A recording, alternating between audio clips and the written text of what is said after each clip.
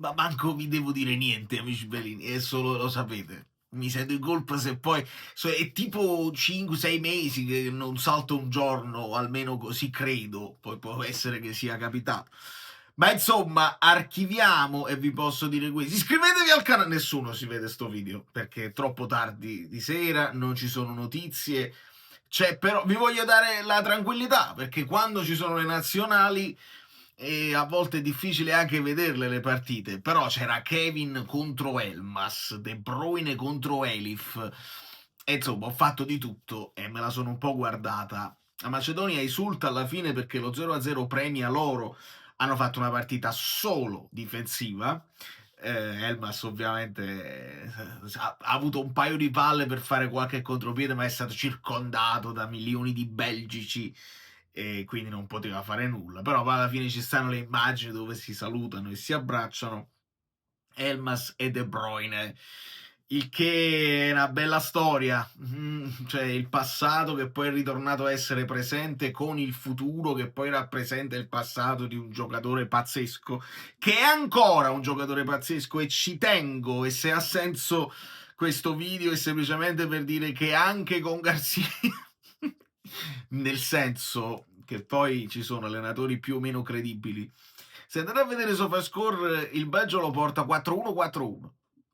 Garcia che copia Conte per sfruttare al meglio De Bruyne, e invece no, perché è molto diverso avendo loro Doku a sinistra, che risulta l'unico meglio di De Bruyne nello score finale di Belgio-Macedonia 0-0.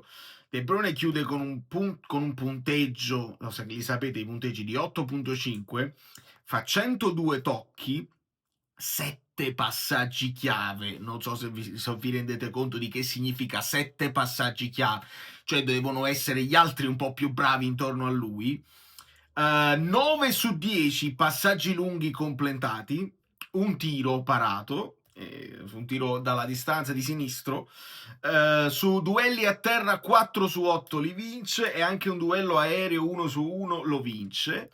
Gioca a tutto campo, lo vedi veramente dappertutto. Se andate a vedere la hitmap di Kevin è un po' più da mezzala sinistra, però lo vai a vedere da tutte le parti. E se ci sono i 7 passaggi chiave, se ci sono i passaggi lunghi, fidatevi semplicemente di me che l'ho visto. Qualcuno di voi l'ha vista, può partecipare nei commenti. Si abbassa anche in campionato per dare una mano alla prima costruzione. Non è una follia chiedere a De Bruyne fare tutto questo perché ha visione di gioco. Poi più lo avvicini alla porta è chiaro che più può essere pericoloso per l'ultimo passaggio o per il tiro in porta, perché ha entrambe le cose.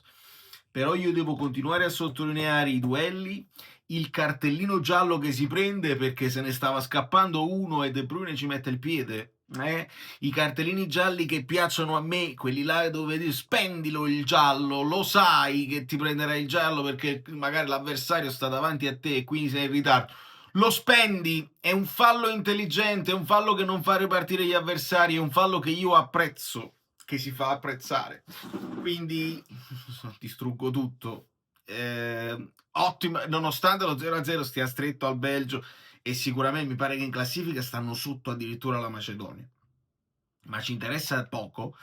Mi interessava la prestazione, mi interessava che non si facesse male. Esce soddisfatto Elmas dal risultato, esce un po' stanco, secondo me, però si è fatto tutta la partita. Sarebbe stato meglio una vittoria del Belgio per Kevin, perché è un po' frustrante quando ti impegni, vai, cerchi e alla fine non riesci, alla fine entra Open Da, cercano di risolvere con altra gente, sale McGers nel primo tempo, ma niente, 0-0, ci hanno provato, attacco momentum totale del Belgium, ma non sono riuscito del Belgium, ma non sono riusciti a segnare, quindi un po' frustrante secondo me per Kevin. Invece Elmas torna un po' più contento, e quindi sotto questo punto di vista quello che veramente sta spaccando, che finisce in copertina perché non abbiamo avuto di parlarne, è Højlund. E andateli a vedere, andateli a leggere i tifosi del Manchester United che non ci possono credere che da quando se n'è andato dal Manchester United Højlund in 9 partite ha dato 8 contributi al gol. perché nella sua partita di nazionale lascia il tempo che trova perché l'avversario non era eccezionale, fa un paio di tap-in, un assist, quindi tre contributi al gol per Højlund, anche assist e controassist con Dorgu. Io me la ricordo quell'immagine dove Conte voleva Dorgu, e immaginate a Dorgu su quella fascia sinistra, e il Manchester United là ci ha fregato. Però quello che il Manchester toglie, il Manchester ridà. E quindi io le sto leggendo le cose su Mainu.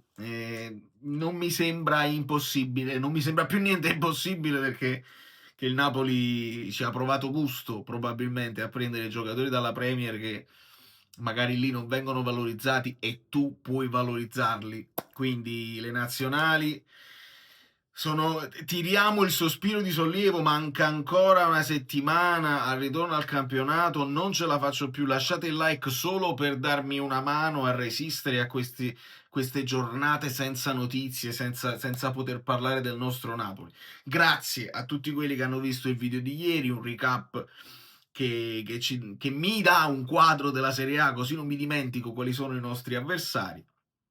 Questo è quanto. McTominay pure ha giocato, Gilmour è entrato nel secondo tempo, vediamo l'Italia che cosa farà.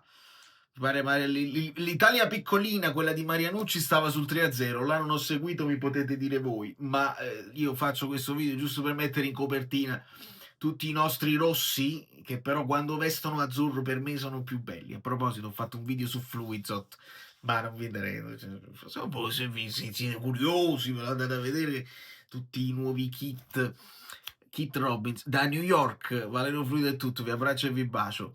Bravo, che ottima partita di Kevin. Peccato, non ti prendere gol, sono i tuoi compagni che non sono, forse è l'allenatore che non è bravo. Bravo che Elmas, ottimo risultato, si difende con i denti, bravo Højlund, bravissimo, continua a segnare, a dare assist, eccetera. Bravo Scott, bravo Gil, bravi tutti, non voglio sapere niente, positivi.